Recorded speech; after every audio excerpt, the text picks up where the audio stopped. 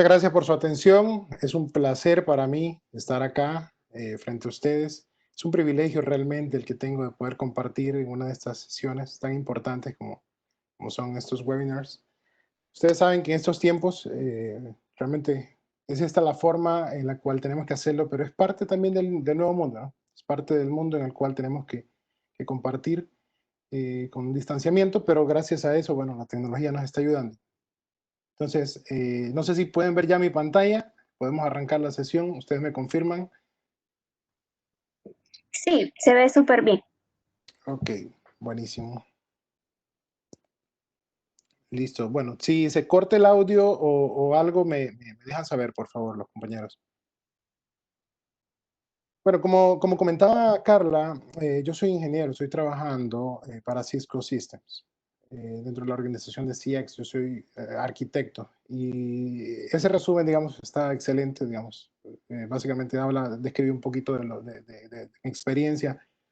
Pero bueno, a lo largo de todo ese tiempo he venido recopilando una serie de conocimientos y sobre todo mi carrera en general se ha ido apuntando y ha ido generando un momento de una transición de lo que es el network engineering o la ingeniería en el networking como tal. Y parte de ese descubrimiento que yo he tenido a lo largo de estos 9 años es un poquito lo que quiero compartir con ustedes este día. Entonces, sin más, bueno, vamos para adelante. Permítanme contarles una historia. Una historia sobre los proveedores de Internet. Ustedes saben, los proveedores de Internet hoy en día, bueno, menos en El Salvador, tenemos diferentes proveedores. Ellos son prácticamente mis clientes, de los cuales me imagino posiblemente hasta acá, pero una realidad que ellos están enfrentando actualmente es cómo poder hacer para ser más eficientes en lo que están haciendo. Entonces, esta historia viene a contar un poquito de eso. ¿Sí? No es mi intención aburrir con datos tan minuciosos y tan precisos. Yo creo que para eso hay oportunidades de hacer charlas específicas de ciertos temas, pero esta charla es un poco general de múltiples temas y luego con muchísimo gusto podríamos profundizar en alguno de ellos. ¿No? Entonces, la historia cuenta así que es el año 2005. El Internet estaría en su apogeo en ese momento. O sea, como muy bien estudiamos en algunos contenidos de networking, por medio del Internet, se ha cambiado tanto la forma como trabajamos por medio de reuniones remotas. Este mismo recurso que estamos utilizando ahorita, telepresencias, videollamadas, eso vino a revolucionar de una forma dramática la manera como nosotros trabajábamos. La forma como jugamos, porque por supuesto no todo en la vida es trabajo. Por medio del online gaming, todas las comunidades, todos los streamers, o sea, todo eso ha venido a generar un impacto tremendo en lo que es nuestras vidas y en estos tiempos, pues también todavía esto sigue siendo muy relevante. Asimismo también cambió la forma como aprendemos. Pasamos de tener que ir a una biblioteca, de buscar, tener una enciclopedia en casa para poder acceder a millones de fuentes de información, consultas, vastas y en lugares y sitios web muy amplios, ¿no? O sea, básicamente cualquier conocimiento está al alcance y en la palma de la mano y desde ese momento, pues así estaba, fue parte de la explosión de lo que era el Internet. Ahora, todo esto era muy bueno. Eso era fantástico, porque estábamos creciendo y estábamos evolucionando como especie, como seres humanos, en una dirección que prácticamente considerábamos que no teníamos límite. Éramos gente conectando gente, era parte del eslogan de Cisco en ese entonces, ¿no? Pero, bueno, ahí podemos ver un poquito personas, obviamente, trabajando arduamente en diferentes circunstancias, en centros de cómputo, en diferentes locaciones, haciendo ventanas de mantenimiento. Yo mismo estuve, como están esos chicos que están ahí en la fotografía, por noches incansables en un data center en Puerto Rico, levantando una conexión, por ejemplo, para el servicio de LTE. Y prácticamente todo eso ha sido el esfuerzo de, como seres humanos, como raza humana, hemos alcanzado todo lo que hemos alcanzado a través de las manos de las personas, a través de ese esfuerzo incansable en los centros de operaciones de datos, que tal vez si alguien no trabaja actualmente, pues tal vez no todos tengan ese conocimiento, pero en los service providers, llámese un Claro, un Tigo, Existen esos centros de datos donde las personas están constantemente 24/7 en un monitoreo intenso de la red, resolviendo problemas, agregando, configurando clientes. Es una operación continua, 24/7, no se detiene nunca. No hay navidades, no hay cumpleaños, no hay nada. O sea, es una operación absoluta.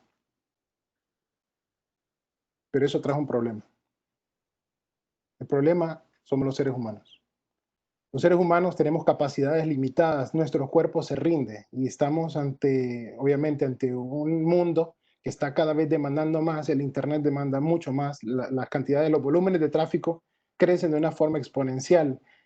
Solo para hacer un número, un service provider, no revelo específicamente el nombre, ya tiene salidas a Internet, hablando de aquí específicamente de Centroamérica, salidas me refiero a enlaces obviamente internacionales, ya con volúmenes arriba de los 200, 400 gigas, porque la cantidad de volumen de tráfico que mueven es gigantesca. En Colombia, un service provider también maneja volúmenes ya alrededor de 1 tera.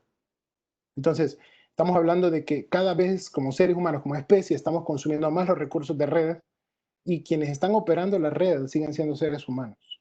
Esos seres humanos que estaban incansablemente conectando, ampliando las conexiones, siguen siendo humanos y no tienen la capacidad física ni mental, digamos, para poder escalar a un nivel superior. Realmente estamos hablando de seres humanos con familias, con hogares y tienen que enfrentar toda una serie de retos, obviamente, para poder sacar adelante esto. Pero eso no lo es todo, o sea, parte también de los problemas como empresa es que, o sea, para poder cubrir con toda esa demanda, tiene que incurrir en una cantidad de gastos increíblemente altas, tiene que agregar más personas, tiene que agregar más rotaciones de personales. Una red de un proveedor de servicios puede tener aproximadamente, una red pequeña, puede tener aproximadamente unos 2.000, 3.000 equipos de red. Administrar eso con manos humanas es un reto verdaderamente titánico. A eso agregándole todo lo que puede ser la complejidad de todos los mercados, las competencias entre diferentes proveedores, las promociones, duplico el Internet, todo eso ha venido a golpear durísimo lo que es la parte de los gastos de un service provider. Porque cada vez el servicio se vuelve más económico. Yo recuerdo hace unos 5 años, un servicio de Internet tal vez eran 2 gigas. Por, no sé, pagando un monto, no sé, de $30 aproximadamente. Hoy pago $30 y tengo aproximadamente 40 megas.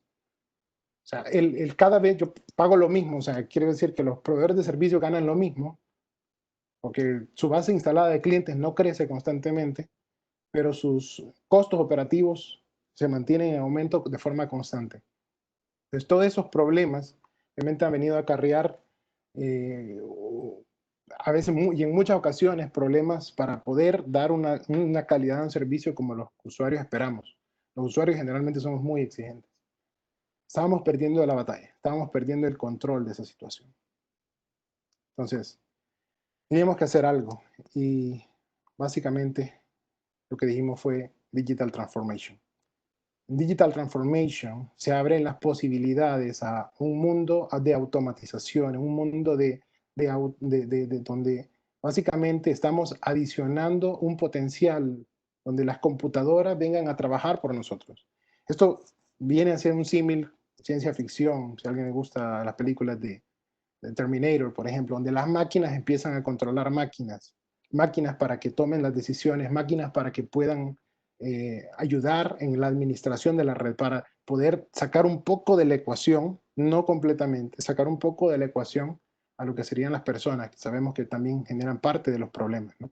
Una máquina no se enferma, una máquina obviamente, no tiene que pagarle un seguro de vida. Una máquina no muere. Entonces, es parte un poquito de qué significa todo esto, cómo nos transformamos digitalmente, cómo transformamos a los proveedores de servicios para que puedan dar el próximo paso, es el siguiente paso en la evolución. La evolución del networking ha tenido diferentes caminos. O sea, en algún punto de la historia se creía que SDH, las tecnologías seriales iban a ser el futuro del networking. No lo fue. Ethernet vino y generó una revolución tecnológica, fue una de las primeras olas de revolución tecnológica de este mundo. Otro podemos hablar de la inclusión del MPLS. Cuando sustituimos las redes clásicas de Ethernet y introducimos lo que sería el MPLS, se generó también un impacto, una revolución completa. Todos los proveedores de servicio, aunque nosotros sigamos viendo la misma marca año tras año, tienen diferentes versiones, casi como si fuese un árbol que tiene diferentes capas de corteza, y cada capa, o sea, en diferentes versiones de la red. Estamos haciendo cuentas con un service provider que trabajamos, estamos como en la versión 4 de lo que hemos trabajado nosotros, y versiones, quiero decir, versiones donde se hacen sustituciones masivas de cantidades de equipos inmensas, y para eso obviamente requerimos de muchísimas manos para poder hacer realidad esas transformaciones. Pero esas transformaciones en carácter humano no son factibles. Entonces, vino lo que es la era de la programabilidad. 2006 nacen protocolos nuevos, como NetConf, y aquí sucede lo que sería un Big Bang. Un Big Bang que trajo la revolución, todo el mundo del networking que conocíamos hasta esa fecha, se transforma en algo completamente nuevo y viene a ser algo completamente diferente de todo lo que hemos venido estudiando, de todo lo que hemos venido aprendiendo. Si has estudiado, por ejemplo, un libro de networking y vienes y estudias protocolos de enrutamiento, SPF, BGP, MPLS, y estudias cualquier cantidad de features y protocolos, en esta explosión no se pierde nada de eso, pero todo cambia, o sea, es completamente nuevo. Entonces, este nuevo mundo que acaba de crearse, pues prácticamente trae consigo una cantidad de cosas muy grandes. Hablando por mencionar algunos, tenemos por ejemplo REST-CONF-YAN. REST-CONF-YAN es algo relativamente nuevo, hablando de unos 8 años para atrás, donde se definen nuevos protocolos de comunicación, nuevos protocolos con los cuales podemos interactuar. Ya no el típico protocolo de CLI por medio de una conexión SSH hacia un router, sino hablamos ya de protocolos no diseñados para que el ser humano los lea y los interprete, sino que protocolos diseñados para que otra máquina los pueda entender. Hablamos de programabilidad, esa capacidad de, bueno, más adelante hablo un poquito más de programabilidad, pero básicamente estamos hablando ahí de la capacidad para poder elevar el potencial, para poder interactuar con la red de una forma dramática por una capacidad sobrehumana. Model Driven Telemetry, más adelante se los puede conversar, esto es básicamente un pequeño listado. Software Defined Networking, Virtual Infrastructure as a Service, Intent-Based Networking, Closed Loop Auto Healing, Machine Learning and Analytics. Son algunos de los temas, o sea, muy ampliamente, que hay una pregunta que me surge es, ¿cómo estamos preparando a nuestra gente para afrontar esto? ¿Cómo están preparándose las universidades para atacar estos temas? ¿Ya forman parte de la currícula? Realmente no lo sé. De hecho, hace mucho que no estoy no he estado muy conectado con el área de la parte académica, pero este es el nuevo mundo. Y aquí faltan 50 temas más. Estos son solo los que cabían en el slide, así es que para que se formen una idea, ¿no? Hablando de algunos, ¿no? O sea, programmability como tal, que lo mencionábamos. En programmability ampliamos la capacidad y convertimos y generamos una transformación de todo lo que el ser humano puede hacer para ampliarlo de una forma increíble. Incluso el mismo Cisco, que Cisco ha venido a ser una empresa de mucho, Cisco, yo trabajo para Cisco obviamente, ha venido a ser una empresa que por muchos años trabajado de una forma, digamos, llamémosle tradicional, donde instalábamos un equipamiento de red, hacíamos una provisión en la red, configurábamos, migrábamos equipos. O sea, todo nuestro trabajo de cierta manera eran gente conectando gente, éramos personas conectando personas. Y todo ese trabajo de personas conectando personas por medio de configuraciones y todo eso, trajo consigo una cantidad de riesgos, ¿no? O sea, tenemos errores humanos. Al momento de interpretar un archivo de configuración con 10.000 líneas de texto, existe la posibilidad de que el ser humano bote una línea o que no coloque una línea correctamente. Existe la posibilidad que cuando haga un copy-paste de la configuración de un equipo de red, uno de esos segmentos, una de esas líneas no se aplique de forma exitosa. Existe la posibilidad que el ingeniero haya efectuado completamente la migración de un servicio y desde su perspectiva el servicio se encuentra ok. Sin embargo, en una de las 10.000 rutas que se encontraban en una BRF que él miró, no se encuentra cursando de forma correcta o no se encuentra instalada en la base de enrutamiento del equipo. Y esto viene a generar, obviamente, caídas de servicio, genera, obviamente, todo un problema. Todo eso son consecuencias de que el ser humano es humano. Entonces, la programabilidad viene a ayudarnos a transformar eso, poder sintetizar todo lo que es una tarea humana, que puede ser una tarea repetitiva, una tarea monótona, todo eso puede ser programable. Tanto interactuando con los equipos, validando los servicios, conformando lo que sería una matriz de verificaciones para poder confirmar de qué forma un ser humano podría verificar que 10.000 clientes de un equipo MPLS que fue migrado en una noche se encuentra exitosamente, lanzándole pruebas de ping, o sea, automatizando las pruebas. Ese es como el camino de la programabilidad. En programabilidad podemos hablar un poco de lo que vendría siendo estos protocolos que mencionaba recién, RESTconf y el modelo Yang. Como hacemos la forma de hacer networking, como se ha venido hasta no hace mucho tiempo, es por medio del CLI. Abrimos la consola, estábamos muy acostumbrados a la consola. En esa ventana negra arrojamos comandos y dependiendo de lo que el router diga, nosotros somos el intérprete de los comandos. Analizamos el output por medio de nuestros ojos, en nuestro cerebro determinamos si el comando fue aplicado exitosamente, si no se aplicó exitosamente. Si tenemos que revertir muchas veces la configuración, o sea, nosotros teníamos que identificar con nuestros ojos visualmente qué era el punto donde me equivoqué en la configuración, cómo revierto esa parte de la configuración y de qué manera poder hacer para arreglar un problema, para poder aprovisionar un servicio. Todo ha sido por muchos años de esta forma. Entonces, estos protocolos RESTconf, Yang, por ejemplo, vienen a atribuir y vienen a construir lo que sería una plataforma donde podemos interactuar con los equipos, ya no por una interfaz CLI, sino por medio de un API. Un API que básicamente es una interfaz programática, es donde nosotros, en lugar de que sea el humano el que interactúe contra el router, podemos construir un programa en Python, en Java, en lo que sea, y que sea el programa el que se encargue de interactuar contra el router. De esa forma, obviamente, estamos hablando de que vamos a necesitar, obviamente, hacer una programación para que eso pueda ser real, pero eso es algo que va a venir a reducir, a eliminar prácticamente los errores humanos y a maximizar la eficiencia. Entonces, eso es un poquito de lo que consiste. Y de esta parte específicamente les tengo una demo. Específicamente permítame un segundo. Denme un segundo. Necesito tomar una llamada urgente, pero es... No, mentira, no la voy a tomar. Vamos a continuar mejor. Veamos, entonces, de esa parte les traigo un ejemplo que es asociado a específicamente la programabilidad con el modelo Yang. Entonces, les voy a compartir. Sí siguen viendo mi pantalla, ¿verdad, Carla?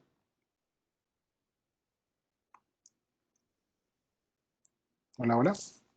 Ahí, si me pueden confirmar. Sí, sí, ingeniero. Sí, ingeniero. Ah, buenísimo, buenísimo. Listo. Vean, entonces, este ejemplo es prácticamente, tenemos aquí un router. Creo que ya me cerró la conexión. Sí, me cerró la conexión.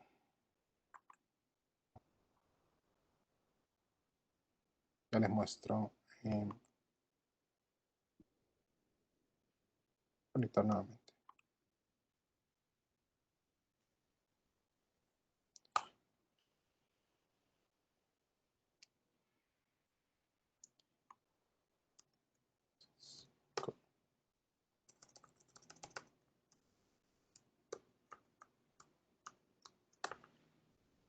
Bien, estoy dentro de una consola de un router, ¿no? Esta es la interfaz típica que conocemos, el CLI.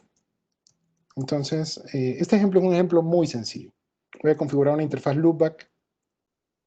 Voy a configurar la interfaz loopback 200. Como pueden ver, la interfaz loopback 200 no existe. La forma típica tradicional, obviamente, de hacerlo sería aquí por medio de la interfaz, el CLI, pero yo lo voy a hacer utilizando el protocolo RESTconf con una serie de scripts en Python. Entonces, yo aquí tengo estos scripts. Voy a utilizar este que se llama RESTconf get. Entonces se los voy a mostrar. Mostrarles un poquito a lo que me refiero. Esto es un script en Python. Es un programa en el cual yo estoy accediendo al router por medio no de una interfaz SSH, por medio de un CLI, sino que voy a acceder por medio de un API, de una interfaz programática, como si el router fuera una página web. Voy a acceder haciendo una solicitud web por medio del protocolo GET, el URL donde se encuentra el API de RESTconf del router. Y básicamente lo que quiero obtener es la información. Este es un equipo Cisco IOS XE. Quiero obtener la información de las interfaces que están configuradas dentro de este router. Okay. Entonces, voy a correr esto.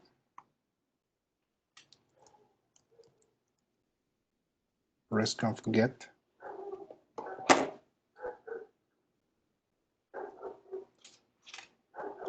Ok, observen lo que sucede.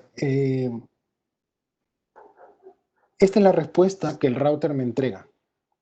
El router me entrega este objeto. Es una respuesta en formato JSON.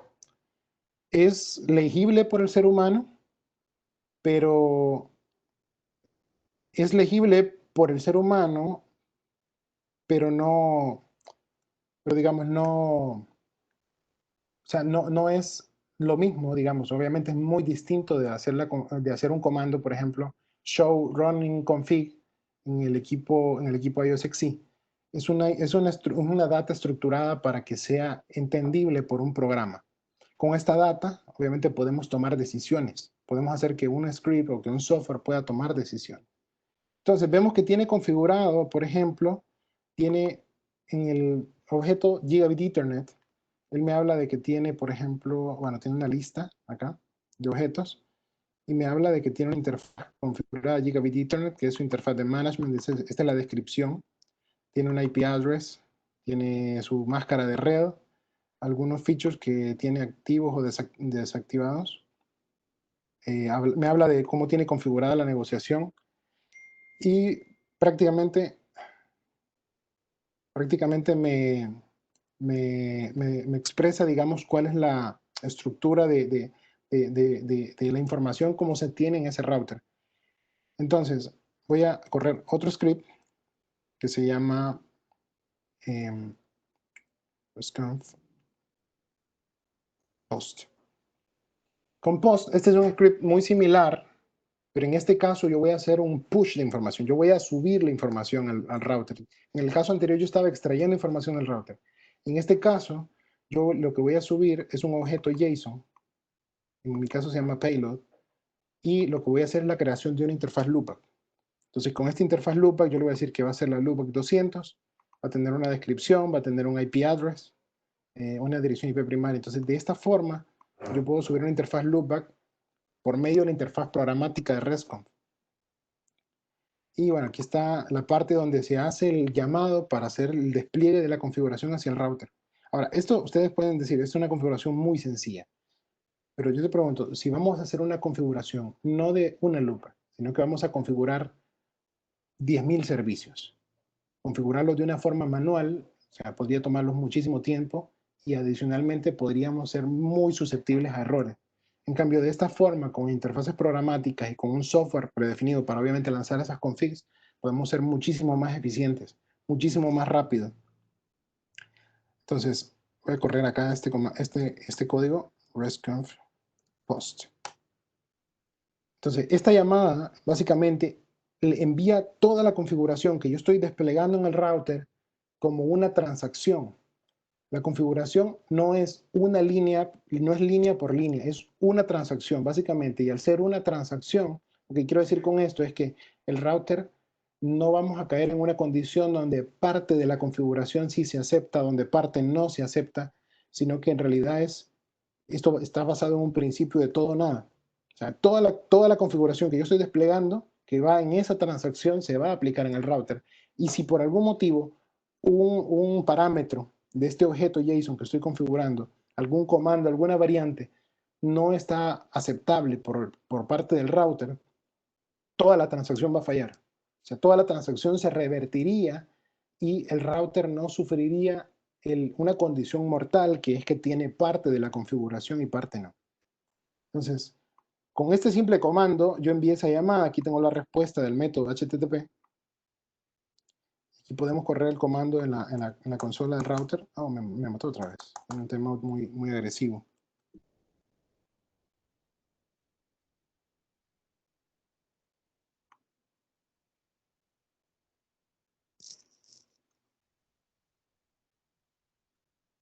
Entonces podemos ver en la config del router.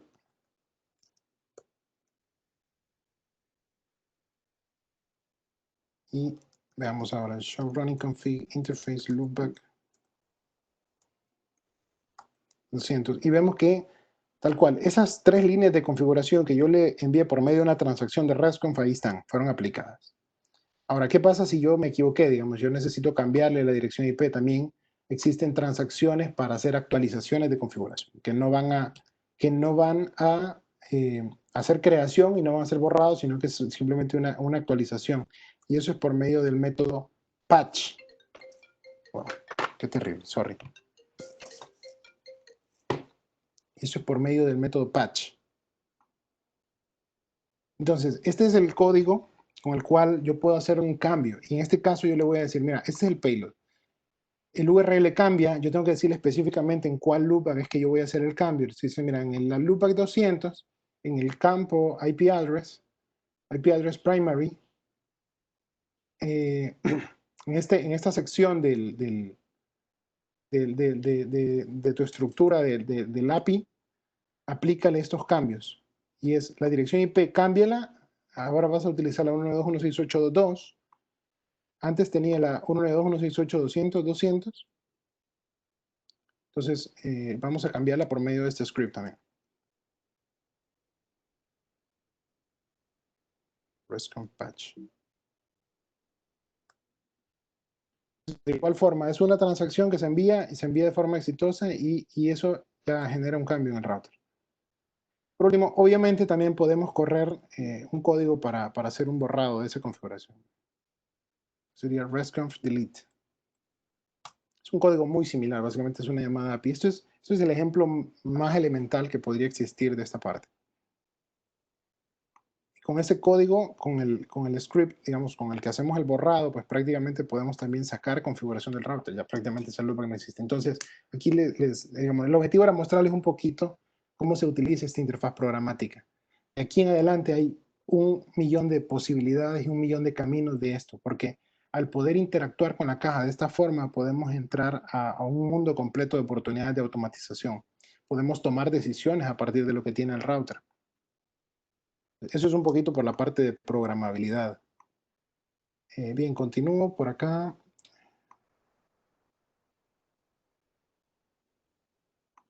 Bien, entonces hablemos un poquito de lo que es Model Driven Telemetry.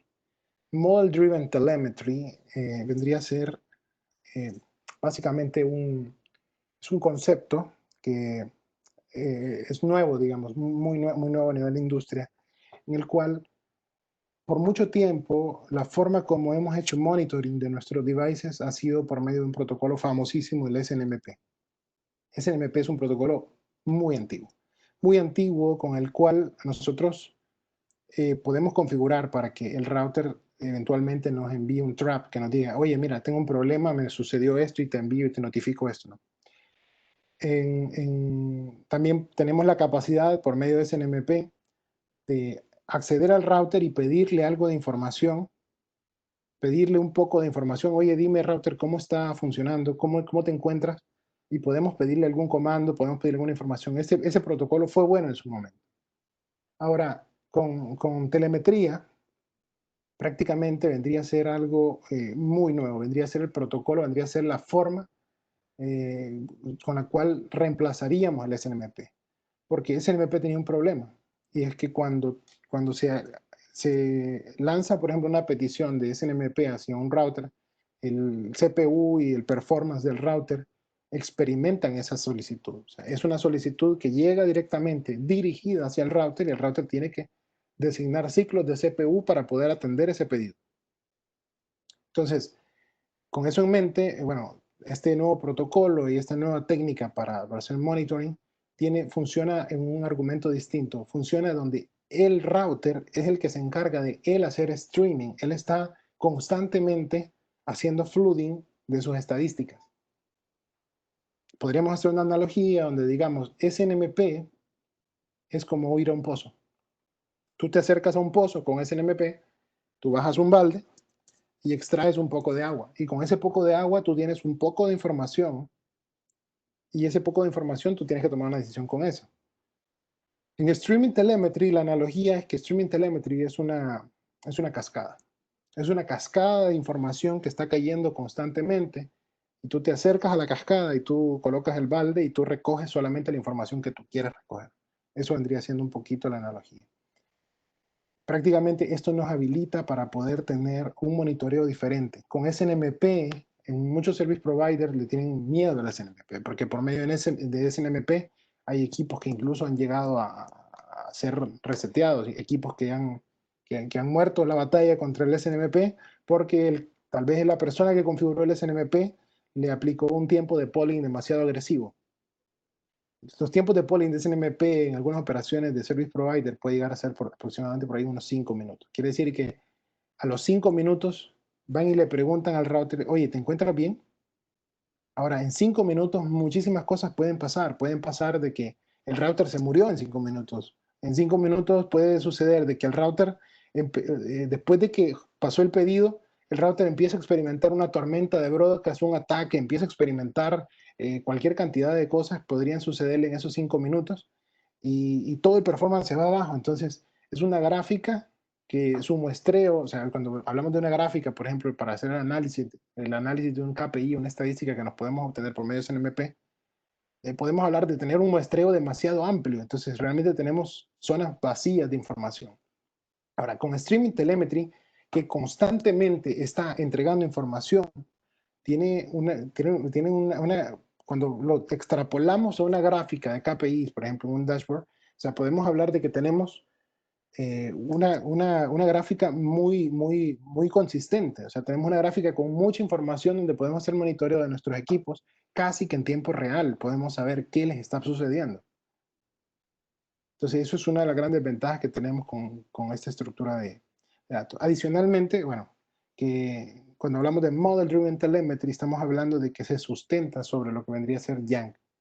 Yank, que bueno, más o menos lo vimos en el slide anterior de programabilidad, teníamos o sea, prácticamente es la definición de un formato estándar para poder entregar un mensaje, para poder hacer una definición estándar, que es estándar incluso es agnóstica a cualquier vendor. O sea, si yo hablo, por ejemplo, por medio de una interfaz programática o hablo en términos de Model Driven Telemetry con un router de cualquier vendor, el que determina la forma del resultado, los resultados, los valores que el router me va a entregar, ya sea por una interfaz programática para configurarlo como con RESTconf, como con la parte de Model Driven Telemetry, va a ser los modelos Yanks.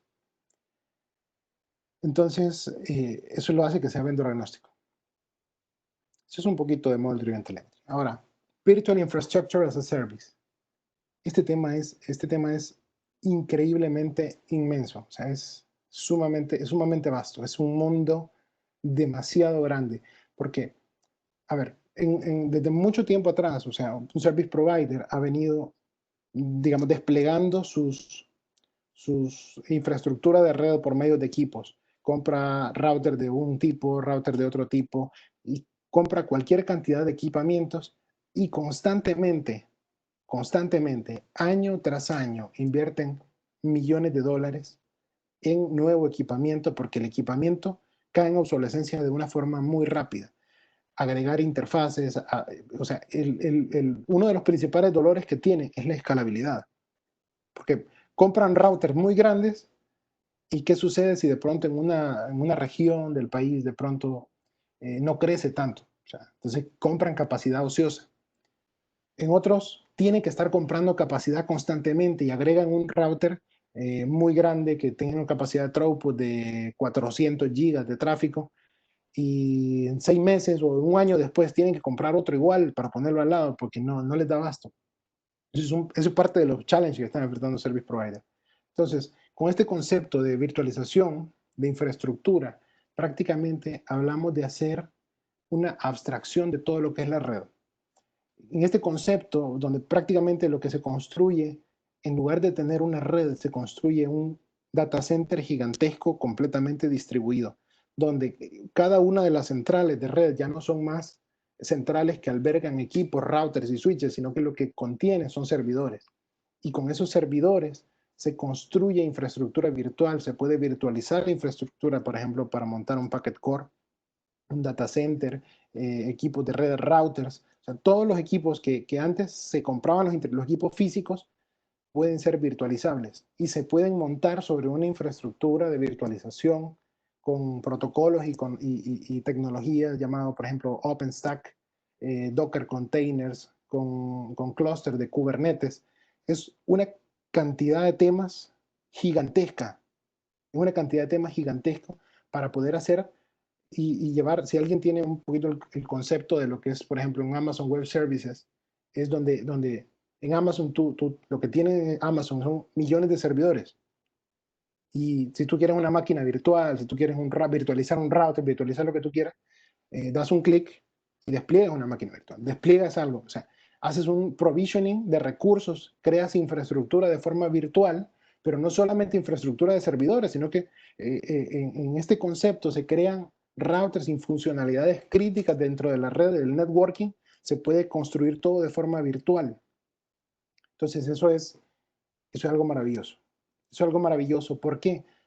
Cuando lo plasmamos de esta forma, si el service provider necesita escalar en capacidad. Cuando hablamos de un concepto de virtualización, simplemente tú das clic, despliegas una nueva máquina virtual y ya montaste un nuevo packet core, montaste un nuevo equipo para hacer transporte de servicios LTE con un clic, tal vez un provisionamiento de 10, 20 minutos.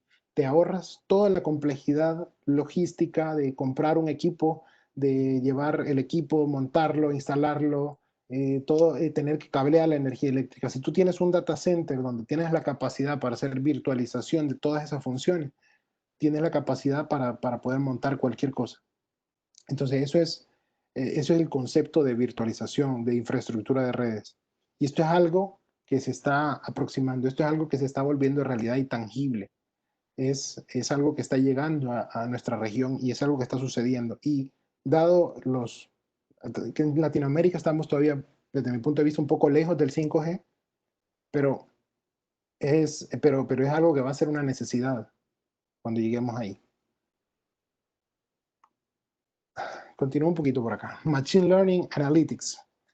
En esta parte de la tecnología, prácticamente aquí se combinan cosas. Aquí podemos hablar de telemetría, cómo la telemetría o métodos de colección de información lo podemos adicionar en capacidades de procesamiento que tienen algoritmos capaces de aprender de la red, que tienen la capacidad de poder entender el comportamiento típico de la red del service provider y poder determinar cuando algo sale de la norma. ¿Cuántos son los volúmenes de tráfico usuales que se mueven entre la ciudad de Bogotá con la ciudad de Cali? ¿Cuáles son los tipos de tráficos que generalmente acceden a este data center? O sea, todo eso nos puede ayudar, digamos, a poder, dentro de estas herramientas de analytics y de machine learning, para poder generar una predicción del comportamiento de la red. Y cuando nosotros podemos predecir algo, nosotros podemos determinar si estamos dentro de los niveles normales. Esto nos puede permitir, existen soluciones que tienen la capacidad de escuchar y aprender constantemente de la red. Y cuando se suscita una falla, tener la capacidad de aislar exactamente cuál fue la causa raíz de la falla, dónde se originó, cuál fue el paquete UDP que colapsó la memoria, la TICAM del router que se encontraba con una cola de tantos bytes. Entonces, podríamos llegar a poder predecir de esa forma cuándo va a suceder una falla. O sea, poder tener una comparación estadística y poder determinar que un service provider en la India, en tal momento, cierto número de serie de cierta tarjeta específica, tenía un fallo en el hardware y a las tantas horas y tantos paquetes transcurridos generó un fallo. Con estos algoritmos y con estos sistemas tenemos la capacidad de poder incluso predecir cuándo va a suceder una falla. Eso es lo que vendría a ser un poco el mundo del Machine Learning Analytics. Hay muchísimas cosas más. O sea, este mundo también es un mundo muy grande. O sea, pero no voy a entrar mucho en detalle en esta parte. Automation, este es mi tema, o sea, este es mi tema favorito y es uno de los puntos específicos donde yo estoy trabajando más actualmente. En Automation surge un concepto y es el concepto de Intent-Based Networking. Aquí hablamos de que nosotros modelamos en programación cuál es el estado o cómo se debería de ver la red. ¿Cuál sería el aspecto que tendría que tener la red en términos de configuraciones, en términos de protocolos, en términos de servicios? Y nosotros, por medio de Automation, podemos agregarle una funcionalidad para hacer un despliegue masivo de configuraciones. Básicamente estamos hablando, Automation son las manos que superan de una forma drástica lo que cualquier potencial humano para desplegar una configuración. En Colombia, nosotros hace aproximadamente 6 meses hicimos un despliegue de 20.000 líneas de configuración contra 44 equipos PS, equipos MPLS, Core, de la red MPLS, un service provider. Desplegamos 20.000 líneas de configuración, configuramos un total de 2.000 túneles de ingeniería de tráfico de una forma masiva en un tiempo de 1 hora con 0 errores humanos. La primera vez que corrimos esa actividad, había un parámetro en un túnel, no se iba a soportar correctamente. Y el sistema lo identificó y se encargó automáticamente de alertarnos de que eso no iba a andar bien. Entonces toda la actividad, digamos, todas las configuraciones se congelaron porque pudimos simularlo antes de tiempo. Entonces es parte de lo que trae consigo la automation. Es un mundo increíblemente amplio, donde hay una cantidad de temas, programación en Python, en Java, en XML, en interfaces programáticas de REST. Son cualquier cantidad de conceptos los que están aquí detrás de este concepto de automation. Es realmente un concepto muy amplio. Entonces esto nos trae otro problema. Las habilidades de networking no son suficientes.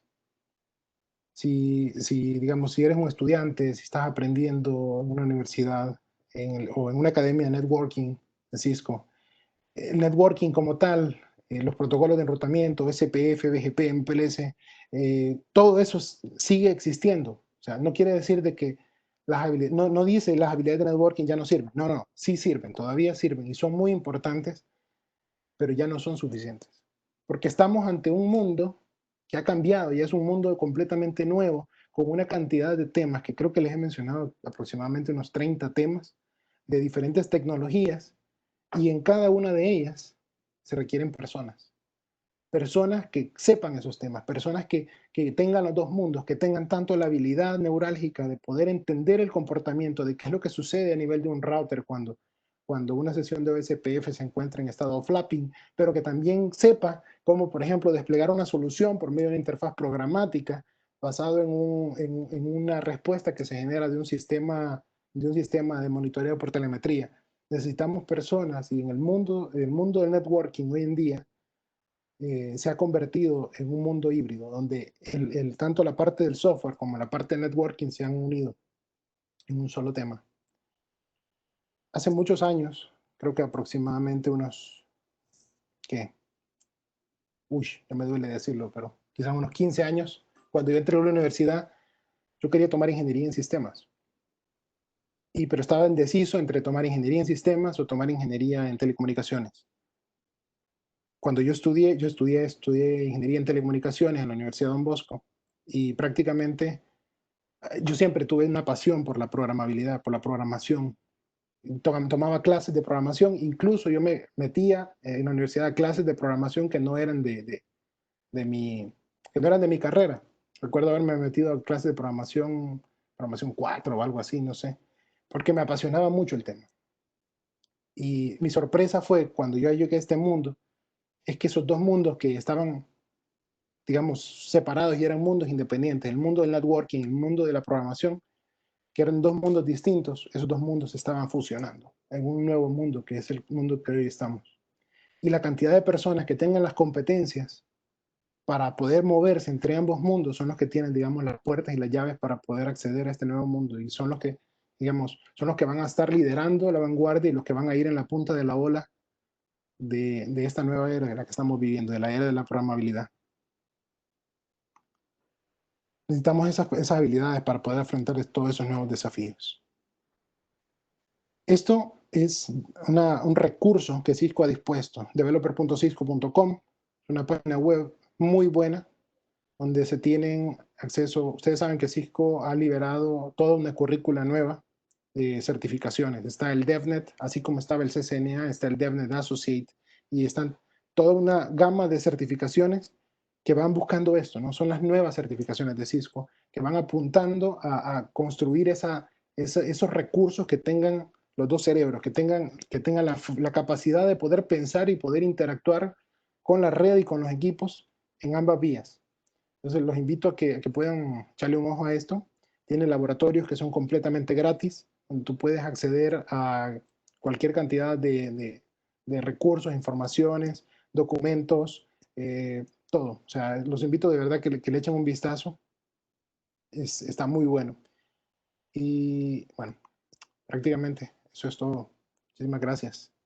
Gracias por haberme escuchado en esta hora que, bueno, ustedes me prestaron la atención. Personalmente prefiero las sesiones que son como más interactivas, donde podemos conversarlo, pero ahora me han dado la oportunidad de que podamos hablar. Puedo escucharlo, puedo escuchar algunas preguntas que ustedes tengan. No soy experto, creo que en ninguno de todos estos temas, pero todos estos temas me apasionan, y en lo que yo pueda ayudarles, siéntanse en libertad de contactarme también.